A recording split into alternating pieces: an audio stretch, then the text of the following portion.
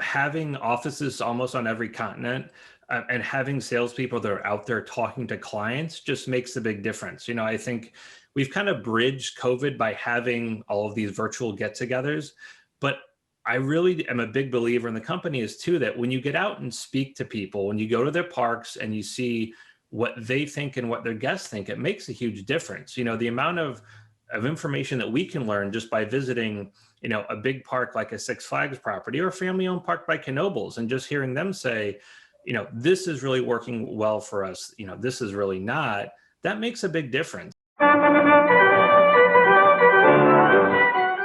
Welcome to the Attraction Pros podcast, where we discuss the latest trends and challenges facing the attractions industry today. We chat with some of the top leaders in the field and provide resources that will help develop your career in this great industry. I am Josh Liebman. I am obsessed with the guest experience and helping attractions make that their top priority for success. And I'm Matt Heller. I am passionate about organizational effectiveness, leadership development, and employee engagement. Now sit upright, hold on tight, and get ready for the Attraction Pros podcast. Hey, Josh, how are you? Hey, Matt, I am No, I'm just kidding. You can do it. I won't do it. No. It's not my place. I'm doing great. How are you? I'm fantastic. They have a question for you. All right. With all the different positions and jobs that you've had over the years, what's been your favorite title? My favorite title. I don't know. They've all been pretty normal titles. Okay. Yeah, I can't really think of anyone that stands out nearly as exciting as our guest today, which I assume is probably why you might be asking. That's exactly why I asked, because our guest today has actually the word roller coaster in his title. First of all, I'm super jealous of Adam Sandy, who is the roller coaster sales and marketing director for Zamperla, one of the biggest, one of the most prominent ride manufacturers in the world. Been around for now 55 years, as Adam will tell us. And Adam recently took on this position to really help Zamperla achieve a lot of very ambitious goals of releasing new ride concepts and new designs and filling some gaps in the industry when it comes to ride designs and rides that are available in the portfolio of multiple manufacturers. And it's going to be really cool to learn about all of that. It is. And I think what's also going to be cool is we're going to talk to Adam about not just Zamperla, but kind of how he goes about his sales process. And it's not the kind of used car salesman, that kind of thing that finger guns, if you're listening and not watching. It's not that kind of thing, but he really taps into his passion for the industry that started very, very young, in his family, and talks about the connection to his parents and grandparents in terms of, people that are, in and experiencing the industry and how that has really fueled his passion. And that really helps his sales process. Yeah. And I got to say, for anyone out there who's maybe in a sales role or intrigued about it, or just wants to know about the overall process, connecting the dots here as far as what Adam has to say about how he takes his sales approach to what he's selling.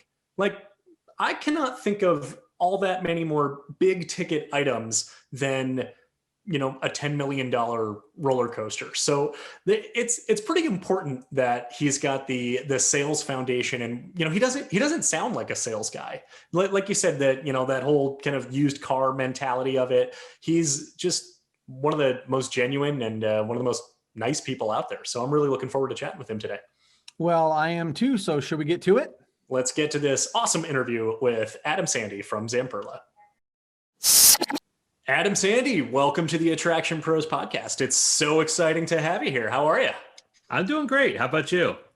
We're doing awesome. We're really excited to talk all about Zamperla, about roller coaster sales, and really just roller coasters in general. It's a topic I think we all agree is an enjoyable one to talk about. So let's actually start with that. We want to know all about your current role with Zamperla and everything going on with the company, but let's make sure to talk about you first and just your time in the industry, and particularly why you wanted to be a part of this industry.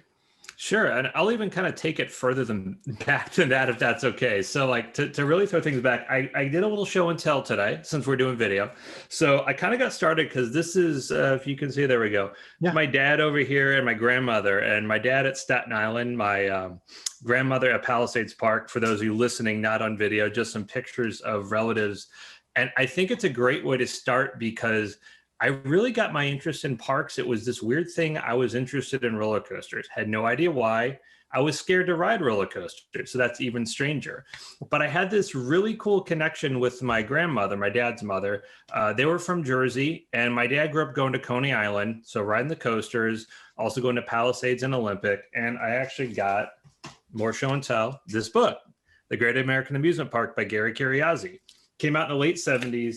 Tons and tons and tons of pictures of Coney and old amusement parks. And I think, I don't know about you guys age-wise, but I'm 42. So I'm in this unique space where I'm old enough to remember life without the internet. And it was actually, you know, a decent part of my formative years. So a lot of my interest was time spent going to the library, talking to my grandmother, learning about her time going to Coney Island as a kid.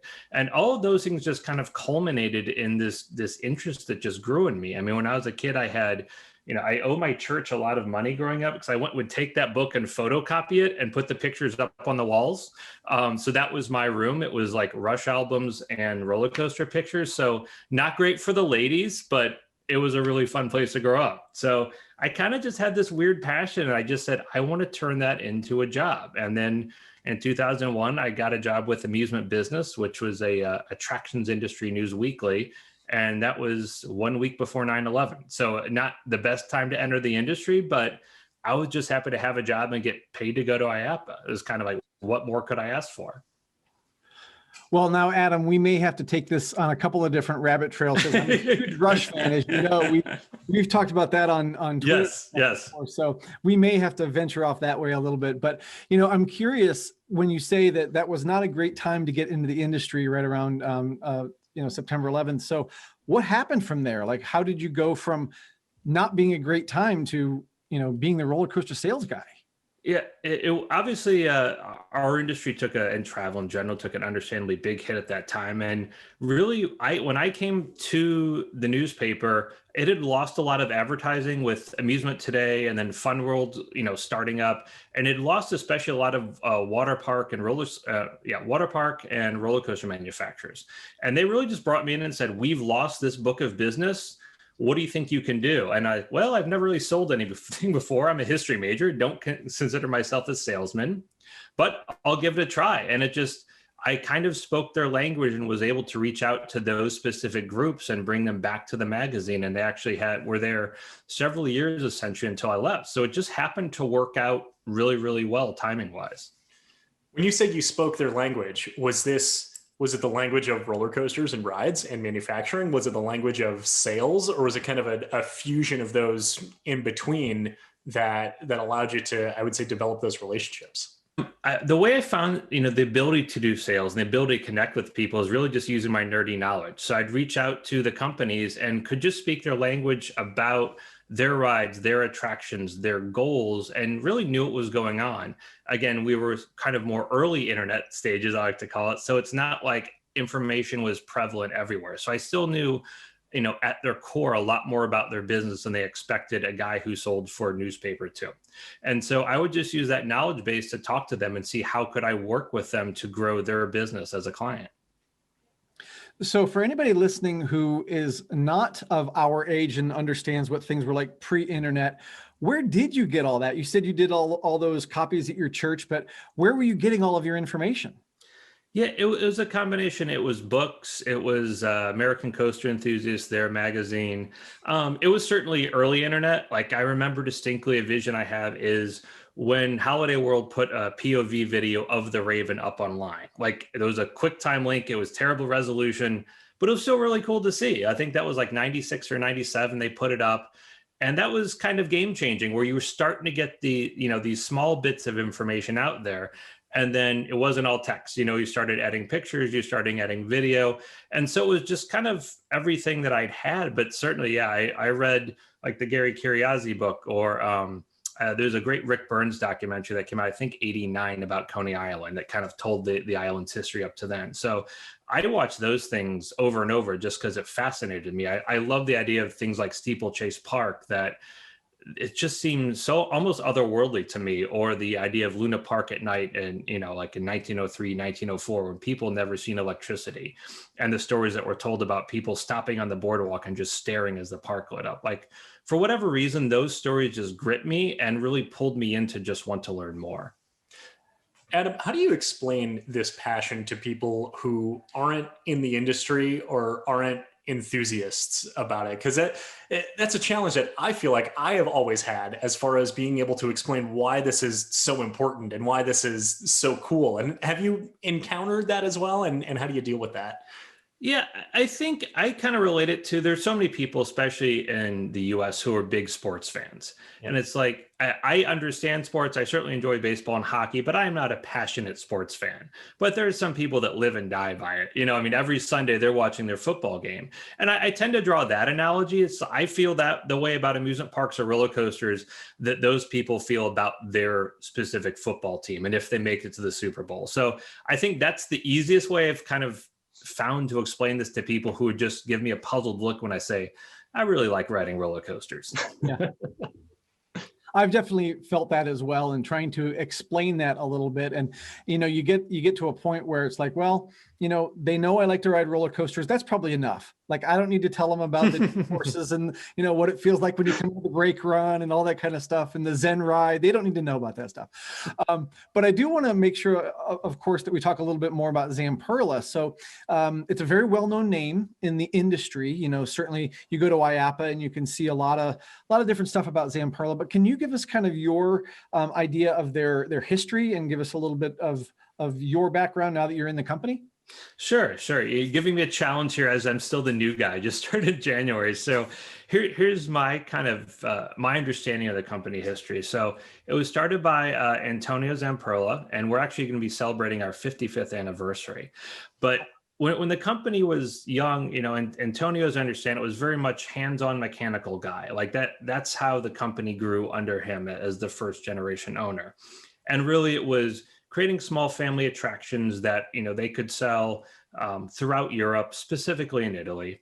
And then when Alberto took over, he was much more of a salesperson. He's not really mechanically based, certainly has a good knowledge base, but he was great at sales, and he really worked to grow the company. So they grew it. He came over and worked to open the North American office, which opened a huge new market to them. And then really a big turning point in the company's history, as they kind of grew and grew, was Disneyland Paris in the early 90s. And Disney came to the company and said, we've heard a bunch of great things about you. We loved your kind of combination of amazing theming capabilities with really good mechanical skills, and we want to see how we could work together. And I believe it was 8 attractions from Zamperla open with the property. And for Zamperla as a whole, that was game changing, because all of a sudden the clients who we gone out to and spoken to said, well, we're not sure if we want to work with Zamperla. You're in Italy. What about spare parts? All those typical refusals you hear when you're entering a new market, really those don't apply anymore. Because if Disney is buying 8 rides from me, it's like, well, we got to consider you now. And then the company really worked to develop things that were at all price points. So things that the Disney and Universals of the world were interested in, but also the things that at the time when the carnival market was big and small parks could afford. So working to just hit every buyer demographic was really important to the company's success. Yeah. That's really interesting. So then flash forward to today, and you are now the roller coaster sales and marketing director. Tell us a little bit about your position and what you're overseeing now. It's super exciting. I gotta say that. I never kind of in all my years imagined I'd be the roller coaster sales guy, but here I am. So that's pretty great that I get to, wake up and do this day in, day out. But the company as a whole, we've really changed our market position in the last decade. So people knew us really as family ride company, starting even 20, 25 years ago. It transitioned to a point where people would come to Zamperla and they would say, we want to get this basket of attractions from you, because we were known as that family ride manufacturer. In the last decade, we've added really thrill rides to that. So Six Flags, Cedar Fairs, companies as Alps, other ones will come to us and say, you're one of a handful of contenders for this big thrill ride that we want to put in. But with our coasters, our history was really, we did them to kind of augment, our flat ride offerings. They were never the star, they were part of the bigger picture. And really the company in the last couple of years has said, we want to be a player on the same stage as those, mid-level and big tier coaster manufacturers. And so they spend a lot of time and money investing in engineering, personnel, and quality assurance to bring the product line up. And now, like this year, we're going to be introducing, I think it's 9 or 10 rides in 2021. And 3 of those are going to be kind of new to market concepts from Zamperla. Really, we want to be an innovator, not a duplicator in the space. So we're coming out with product that no one, in a lot of cases, no one has ever seen before. And that's really hard because there's a lot of things that are already out there, right? And you do see a lot of duplication, right? So I'm curious, we had a gentleman on a couple of episodes ago, we talked a lot about innovation. So I'm curious about, what you can share with us about the innovation process at Zamperla to find those things that are so unique that you wouldn't see anyplace else. I think a big part of that is that we're a very sales-centric company. I mean, we sell like 150 to 200 rides a year of all sizes, which in our industry is huge.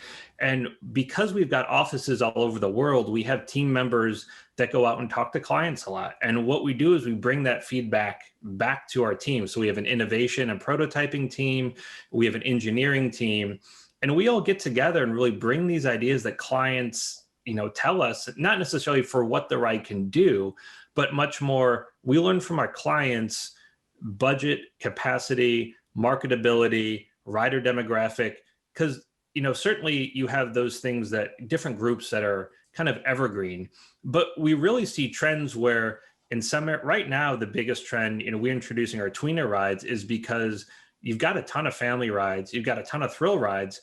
But we were hearing from our clients that there was this hole in the marketplace for that 42-inch height requirement attraction. And that was for a number of reasons. One, we're seeing younger kids who are willing to do more exciting things at a younger age. That has changed, especially in the North American market. That also pairs with, you have attractions that have been around a long time, like the Eli Bridge Scrambler, where maybe when they came out, they had a 36-inch height requirement. Because of code changes and other things, that could be 42 today. So we're seeing those rides that maybe occupied that middle space at amusement parks that have been around a long time, like a Lake Compounce or a Cedar Point, all of a sudden those have been bumped up. So they're less accessible to younger riders and don't provide that bridge to thrills anymore. And we're really coming into that space. And now Zamperla has this prototyping and concept team that comes up with these crazy ideas and says, we can not only make it great, but we can make it really hit those, like these new rides are 42 inches, like the Nebulas is a great example. Really marketable ride, really fun to watch, really fun to ride, and it's 42 inches to get on. So you're hitting a wide range of ridership. I think this is so interesting just from a product development standpoint, and curious if we can expand a little bit more on that or go a little bit deeper into how it's determined where is this gap in the marketplace. You mentioned the Scrambler that was maybe 36-inch height requirement many years ago when it came out. Now it's bumped up a little bit, which I guess alienates some of what would have been previous ridership. How is this intelligence gathered as far as being able to determine, okay, we have a gap that we need to fill and we need to create this ride concept that can now serve this demographic that isn't being served as much, or this height demographic, and probably for the most part isn't being served as well as it could be? Honestly, that's really simple. It's boots on the ground. Having offices almost on every continent and having salespeople that are out there talking to clients just makes a big difference. I think we've kind of bridged COVID by having all of these virtual get-togethers, but I really am a big believer in the company is too, that when you get out and speak to people, when you go to their parks and you see what they think and what their guests think, it makes a huge difference. The amount of information that we can learn just by visiting, a big park like a Six Flags property or a family-owned park by Knoebels, and just hearing them say, this is really working well for us, this is really not, that makes a big difference. And our team really takes time to visit the park, talk to ownership and understand what they're going through, but also just walk the park. It kind of amazes me. Again, just age-wise, I came in where I was kind of the youngest salesperson for a long time in this industry. It was traditionally much older, kind of, old relationships, good old boy network. And that was great for that age. But the interesting thing about a lot of those old sales guys was they didn't ride anything. They go, they'd have a drink with somebody, coffee in the morning, beer in the afternoon, say hi, say, here are our new rides, and then they'd leave.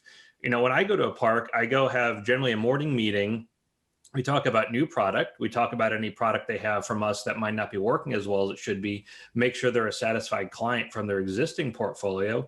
And then I go spend time on the property. If I can walk the park with the GM, that's great because I kind of get their insights and better understand what they see in the park and how it could grow. But also I spend time on my own. I like to see what simple things, what refreshment stands are doing well, what things are doing well from a per cap perspective because they're placed where they are, because they're near a new successful ride or because they're out, on their own, but they have a great product. It's really our job to gather all that information sort of with our eyes and ears just to understand who our competitors are, but also understand what the marketplace looks like because it certainly shifts every few years.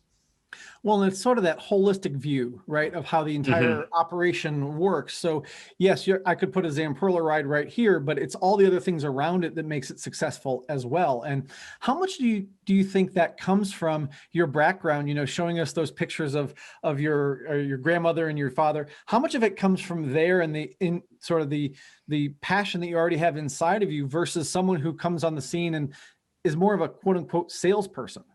I think for me personally, it certainly comes from the passion side. But one of the reasons I joined the company is because the attitude is very much talk to the client. Like even though some of the other people I have on our team, Ramon on our team always says he has vertigo, and Michael enjoys rides, but he's not a hardcore rides guy like I am. But the commonality between all of us is that we go out and see our clients, visit them, and walk the properties. We want to understand their business because we view it as their success is our success. And if we come to them with an attraction that really doesn't fit, it doesn't make sense. So even though we've got over 90 products in the portfolio, when we do a presentation, it's very targeted. It's a handful of attractions, either from a coaster perspective or a hard ride perspective, that we think are going to make them successful. It's not, this is my new expensive ride, you should buy it. It's, we think that what you're missing is this. And here are 3 different rides at 3 different price points. They're going to kind of feed your demographic and make your park more successful. I think that's so interesting. And I would love to even talk more about the sales process when it comes to such a large investment, a huge, CapEx price tag that comes with a continual reinvestment that a park needs to do to keep it fresh and to keep people coming back. So can you actually just walk us through roller coaster sales 101? You get the first meeting, kind of, how does it differ than, I don't know, software sales or someone who's selling something that might not be as expensive as a roller coaster or a large attraction? Sure. For me, I really break it down really simply. I call it ABC. It's audience, budget, capacity. Like those are my 3 things that when I talk to a client, if I know that, it takes me in a lot of different directions. But if I can talk to, who they want to serve in the audience, what's their budget, and what hourly capacity do they need for that demographic, I can provide a lot of good answers to them. Because it doesn't do me any good to go and say, here's my new 10 million euro coaster, when they really need to fulfill, their 36-inch height requirement for kids. So it's really talking to a client, finding out what's the most important to them, and then saying, this is what fits on the coaster side. And then we can go a lot of different directions. We can certainly look at things that are, maybe a step out thrill wise, or we can do a bigger investment. Like we did Fire Chaser Express when I was with Ride Entertainment at Dollywood, and that fit them because when we went, they had this huge gap. They had this little, I think at the time it was an L&T coaster. Then they went up to the GCI coaster at 48 inches. They had nothing in there, and that opened at 39 inches. And that's become the 2nd most popular ride at the park. And so we really work with the clients to understand, what are their needs, and then explore the many different permutations of what we can produce that fulfill that need. Well, and it sounds like your ABCs are another way to speak that client's language, right? So you mentioned that earlier when you were talking about AB, and now I think we're hearing that that trend continue. So when people are either selling a product or selling themselves, how important it is that they speak other people's language, not just their own? Yeah, I think it's a good point. I think it's extremely important. For me, it's just always more I guess I think part is I like parks. So I like hearing when a park owner or the park president or even a family member says, this is working, this isn't, this is our challenge. And I enjoy sitting down and having that conversation because it, as a salesperson, it educates me a lot on what their needs are. But it also offers that opportunity to have a connection that, again, like I said, I'm not necessarily that instant connection used car salesman personality, but I can connect on them with a level and they can say, we're having problems with this ride. And I can say, well, that makes sense. I talked to another client. They were having some issues with that. You should talk to this company. I know they do repairs on that kind of ride, even though the manufacturer is not around. So that's just an example of how I try and translate that knowledge into maybe something that not only shares a commonality with them, but I can help them solve some problems along the way. Yeah. And it also just really shows your proficiency and your commitment, not just to the success of your own sales, but also just to the client and to the industry in general. So I appreciate you sharing that. What does the math look like for determining what the budget should be like for a roller coaster or for such a large investment like this? And part of the reason why I ask this is because when you break it down, the ride itself that they would be purchasing from Zamperla is probably the lion's share, but not the entire budget for what they're investing in. When you talk about kind of what's around that attraction, you say, okay, well, here's the ride. Now we need a bathroom, we need retail, we need a food venue next to it, we need all this concrete and landscaping and paint and into all of that. And so it goes beyond the revenue that the coaster manufacturer is actually getting. But how is it determined? Once they determine the need, okay, we need a 36-inch height requirement. How is that then calculated as far as what's the ideal spend to then invest in? I think there's no official answer to that. I think my unofficial answer is what is it? What need is it serving? Are you really getting people, more bodies on the ride, or are you using it as a marketable piece? An example I give, a good one is a log flume. So that particular ride, if you put a new one in, it is very unsexy. They've been around since the 60s. It's not a big deal. The practicality of putting a log flume in is it's probably the most popular ride in the park at most properties when you put one in, whether it's old or new, because a lot of them are 36 or 42 inches to ride. It's going to be immensely popular. The on-ride photo on that sales are going to be huge. And it's just kind of an evergreen attraction that works really well. So rides like that, you're not necessarily going to get a lot of buzz if you put it on social media or unless billboard. It makes its way into an SNL sketch. Sorry, unless it's hashtag Viking Voyager. Yes. So if it gets there, it's great, but just it's not something that's going to necessarily drive the gate. But from a guest satisfaction standpoint, it's huge. And there are going to be other projects, like I mentioned, Fire Chaser. The goal there was to do something that hit a certain demographic, but also had marketable attributes, or we had the forward and backwards launch on it. So there, the marketability was as important as the ride experience. The marketability got people through the gate. Having a good time with your family ensured they returned. One thing I'm curious about, Adam, when you are embarking on the sales process, and this may be different for different companies, but obviously you're working with people like well, I shouldn't say obviously, I'm guessing, but you're working with the maintenance team to figure out, where it needs to go and how it needs to be put up. Are we also working with the operational team, like even in those early stages, to figure out where people need to be and how the ride's going to actually be operated in that location? Like, does it get down to that granular process in the beginning, or is that kind of brought in later?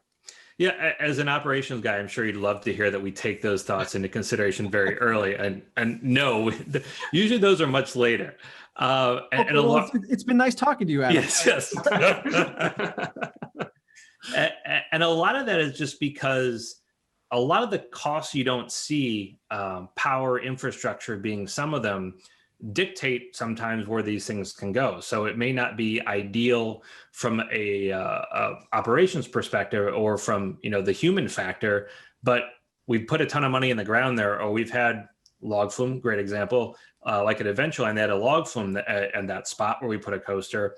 They took it out, but log flume requires a ton of power and a ton of space. So it was a natural spot to put a coaster. So we put it there and then had to work the logistics afterwards. So unfortunately, the ops people are often last to have a voice in where something may go or how it may be built. And even some things like the station, certainly those are always tricky because on the CapEx side, you want to keep it as small as possible. But for the operators, you want to make it as big as possible. So that's always, another just practical business fight that, people wrestle with. Yeah. And then there's theming on top of that, right? You just have a wooden structure as a station, have a nice cover over it and things like that. But, then if you bring into a theme and all the way through the queue and through the ride vehicle, and then it gets a lot more crazy. Yeah, and then you add your own challenges too. The more theming you add to the station, the more operational, interferences you might have. So everything kind of has to be a symphony of sorts when it all works together.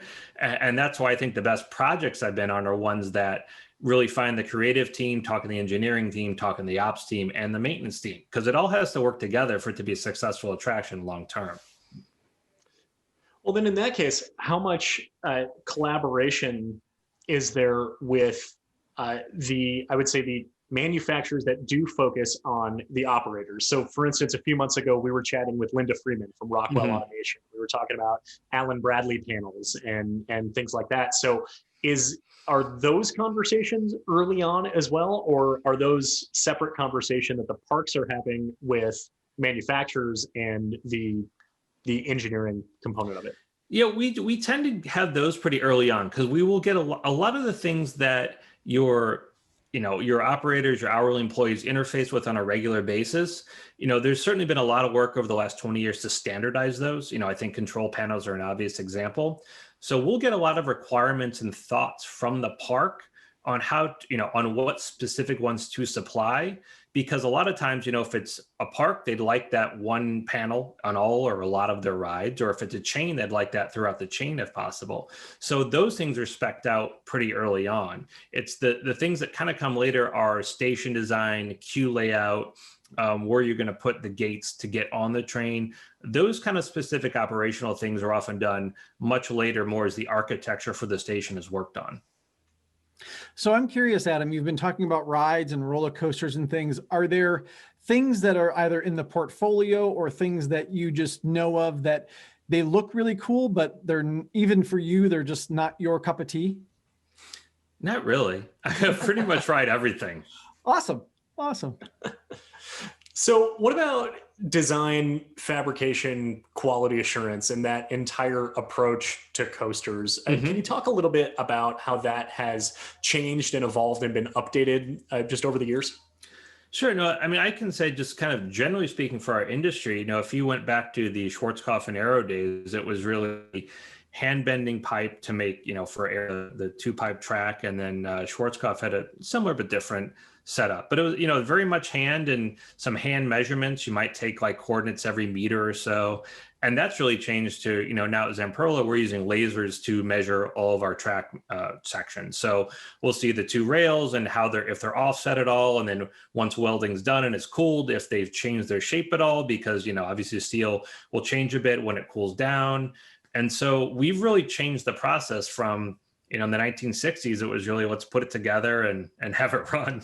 And now it's very much a high-tech engineering operation where it's, the science is there as much in the fabrication part of it as in the engineering part. I've got to imagine that from the fabrication standpoint, you got to be pretty precise. Like if ever I'm watching kind of a construction update of a coaster that's being built and it gets to the point where they're adding in the last piece, I'm always sitting there going, I hope it fits. Like it better take an inch off. Right? It's always a harrowing time for sure. Because you got the fabrication, like in that situation, you got the fabrication element, but also foundation. So someone had to go in and shoot the foundations with surveys, then pour concrete, and then hope all of that lines up in addition to whatever your earth conditions are. There are just so many factors, and the fact that our industry gets it right so often is really amazing to me. And so when we're thinking about engineering, you have to be thinking about guest comfort on that attraction, right? And the whole experience. So kind of where does that play into that experience? And how do you, I'm sure there's a lot of experience that goes into this, but how do you determine if you're creating a brand new attraction that's never been done before? How do you know how that's going to affect someone's body? Yeah, I think there are 2 parts to it. I'd say the engineering side is certainly looking at the just the practical dynamics of the ride and what you think it'll do. So it's not easy, but it's certainly something you can calculate. The other big part from a guest comfort perspective is really like seat and restraint. And that we've certainly taken a lot of time to look at that and say, how do we make something that on the one hand is very manageable from a maintenance standpoint? Because you want something where they can get to it easily. You can service the hydraulic cylinders and get to those without taking the whole freaking thing apart. But that it's also really comfortable for the guests to sit in. Like that's a really big engineering challenge. And I think our industry is so different compared to many others because so many operate without the general public interfacing with machinery. And we literally work on attractions that, you're moving vehicles that weigh like what a Mack truck does, in and out of the station every few minutes. And I don't think people really understand sometimes the complexities of what we do. And then you add in the human element, and we not only have to have it safe for people off board, we have to create experiences that are safe for them to ride. And I'm kind of in awe of just what our controls engineers and what the ride designers can do to create these huge machines that are infinitely complicated and have them be as safe as they are. Yeah. So in terms of coaster concepts coming in the future, obviously, I'm sure there's probably a lot that you can't talk about, but would love to know what you can talk about in terms of what we can start to get excited about. Unfortunately, all I can give you is a teaser at this point. So I can say, as we mentioned, we've really rethought what Zamperla can bring to the roller coaster world. And with that, this year, we're saying we think in general, the industry is going to have a huge bounce back. We don't know, is that going to be this spring, this summer, or even early next year, but we just have seen this amazing pent-up demand because of what life has been like for the last year. So we're very comfortable the industry is going to come back extremely strong. And that's why Zamperla, I think we're doing 9 or 10. I can never remember the number. It seems to change every day. But we're introducing a ride basically every month until IAAPA this year. And we're going to roll those out through our social media platforms. Traditionally, we do that at the trade shows because you could come see it, touch it, ride it. And we said, well, we want to just showcase our innovation. We want to show that Zamperla is not thinking about where we are, but where we think our industry is going to be. And we're going to do that via our online portal. So each month we're showcasing these new attractions, and through those will be coasters. They're going to be coasters that we've never really done before, that are new concepts to us, and many of them new concepts to the industry. And just we want to show what we can do, through those announcements. So, if you follow, all of our channels are at Zamperla Rides, you can follow those and you'll see, these new and innovative ways we're going to be announcing product. And we're going to be bringing on some special guests to talk about that product also. So really trying to bring, a different media approach to ride announcement than we've done in the past. IAAPA is great and it's awesome, but it's also crowded and busy. So I really think that this opportunity where we can talk about each ride and educate buyers ahead of time, and fans too. And then when they come to the show in Orlando, they really know more about what we're talking about. And from a buyer perspective, we can have really serious conversations about product where we're not talking about introducing it to them, but talking about things at a granular level. Yeah, you're not unveiling it at IAAPA. There should already be some thought around that, or some education around that, which is great. Yeah, and our hope is we're gonna excite people about some attractions, and they can come ride them at the show, because we're gonna have 3 or 4 on the show floor this year. Awesome. Well, speaking about excitement and nerdiness, let's dive into a little bit of Adam's favorites. So can you share with us a little bit of your favorite roller coasters, attractions, rides? Just kind of give us your top, if you will, top couple things. Sure, a couple favorites. I mean, just off the cuff, I'd say, I love Phoenix at Knoebels. It's kind of just classic wooden coaster. Love Raven at Holiday World. I just think that's such a unique, one-of-a-kind ride. For dark rides and other attractions, I think Gronelund is one of the most unique park experiences I had. If you want to just go bigger picture, I love how they've stacked everything on top of each other there. Now there's somehow wedging in a B&M kind of in between everything they have. So I think that's really exciting. And I just want to go back there and visit again. I haven't been there since 2009. And so I like visiting parks like that because they're unique. Mm-hmm. And I find I learn a lot of things when you see people problem solving with their ride installations. It lets you learn a lot as a salesperson. And then I guess another favorite would be Revolution at Magic Mountain and Shockwave at Over Texas, kind of, those were just rides that, I heard about as a kid. I had this VHS tape called America Screams that I watched that Vincent Price hosts, which you can't get more 70s than that. It's fantastic. It's bell bottoms, it's disco music, it's wonderful.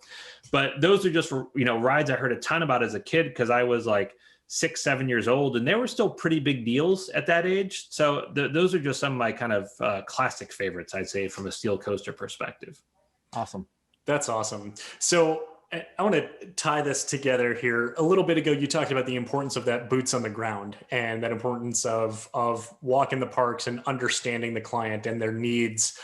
What are your boots on the ground like when you are in Adam leisure mode with your family and visiting parks? And do you have an on and off switch for this? Or are you getting inspired? Are you pointing out areas that you think could be improved? Or what's it like when Adam visits a park on his own for fun? Or with your family, I should say. I mean, it's two different things. So like if I'm with other adults, it's certainly let's go have fun, let's grab a beer, let's do some rides. And certainly I still take a lot in. Going with my kids has been a lot of fun, but it's also taught me a lot. I write some articles just sporadically for Blue Loop, and one of my early ones was called The Kid's Eye View. And I wrote that because I was visiting parks with Anya, who's my oldest. She's 9 now. She, I think, was maybe 4 or 5 at the time. And I found it really interesting because when I visited with her, she caught things I never noticed. And I would see things like signage. Some parks did a really good job of making sure that kids could read it, that it was at a height level or even duplicated. And then some things she totally missed that she should have seen or should have gotten excited about because that signage was 6 feet in the air and she wasn't looking there. She was looking straight ahead. So going with her and my other daughter, Kira, I've really learned a lot about kind of do's and don'ts. How do you speak to that audience? They're not the ones who are practically driving to the park.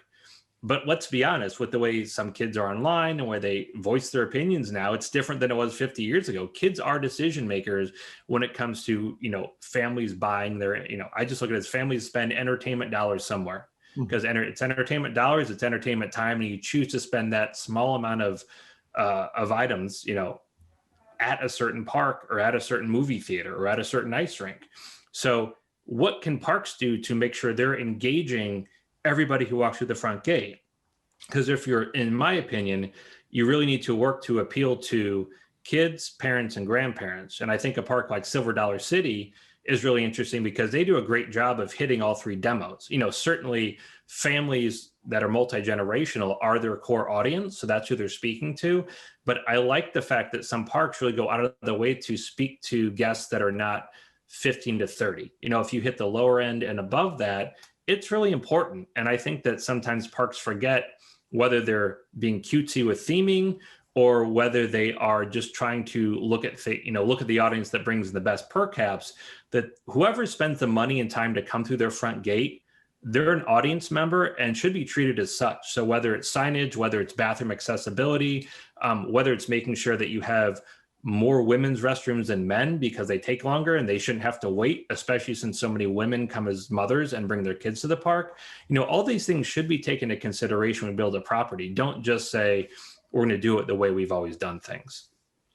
Yeah. And I really like that because it really does take into consideration the experience that people are having, not just where we think we should put things, right? Like when you play Roller Coaster Tycoon and you say, well, we need a bathroom here and a bathroom there. We can't design newer parks or redesign areas of parks without really considering the new way that people experience them. And I would imagine that all goes back to what you were talking about earlier with a ride and what's next to it and all the things that are around it. And, you want to make the whole area look good, not just dump it in the middle of an empty parking lot. So, all of that really does take into consideration. At least I would think so from your standpoint.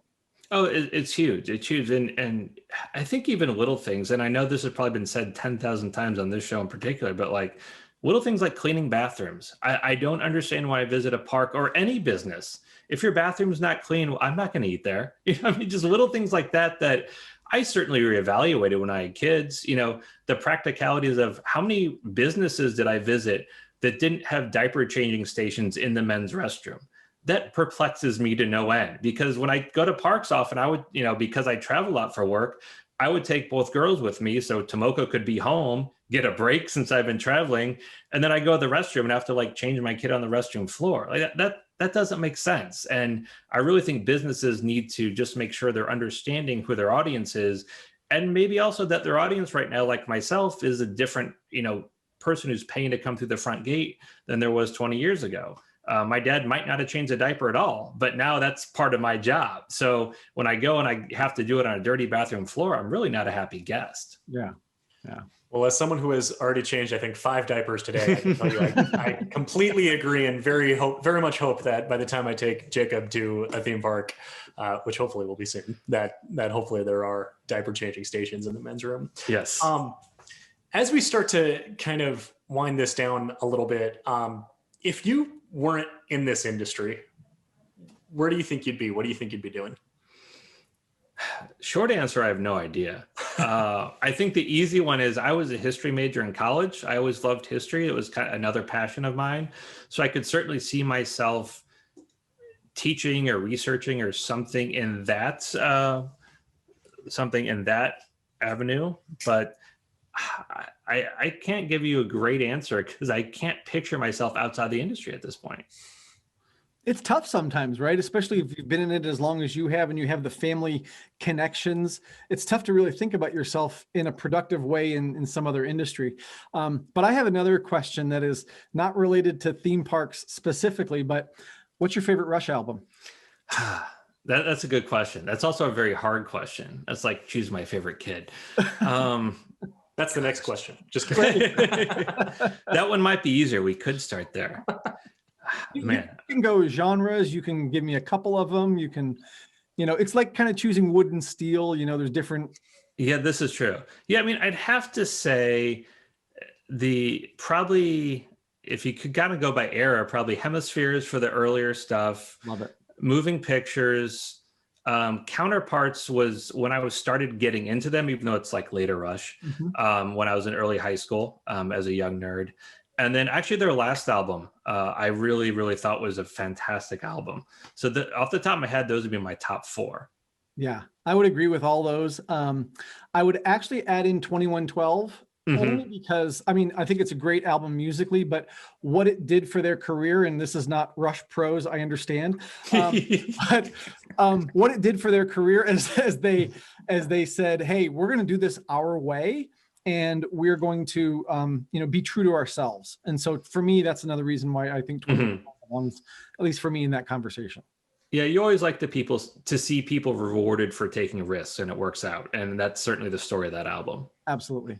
Didn't Frank Sinatra say he would do it his way? And didn't Styx say they would do it what was it? do not tarnish our Rush conversation by bringing in Styx. I just want to be a part of it. I like Rush. I enjoy it when it comes on the radio, but certainly not to the same level as you guys. So. Yeah.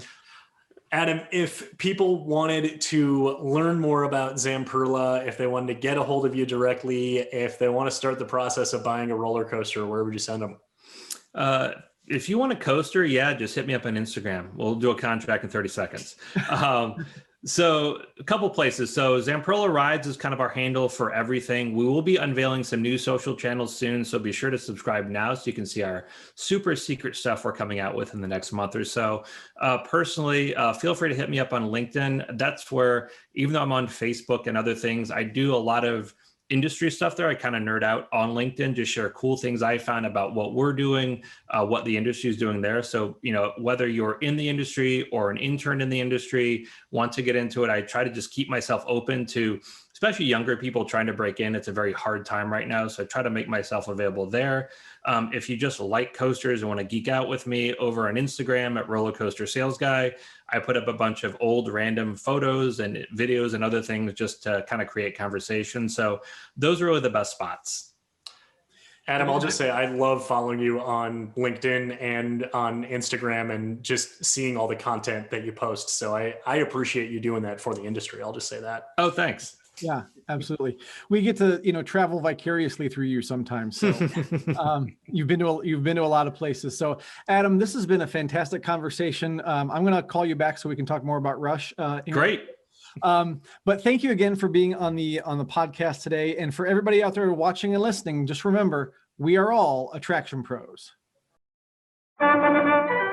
Thanks for listening to the Attraction Pros podcast. Make sure to subscribe so you can tune in when new episodes release. And even better, please leave us a review on iTunes. For more information, visit AttractionPros.com.